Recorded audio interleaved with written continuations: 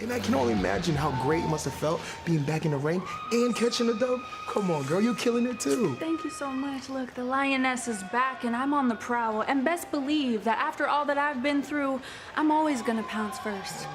But my question is, where have you guys been? Hey, we just waiting on our moment. We've been in the gym grinding. Come on, and I promise you, when our moment comes, we will be ready. Hold on though. That's the thing, Tyson. You don't know when that moment's gonna come. You gotta be aggressive, not tomorrow, today. Tyreek, take it from someone who's been blindsided. Nobody's gonna give you an opportunity. You gotta just take it. You drop this. Thank you.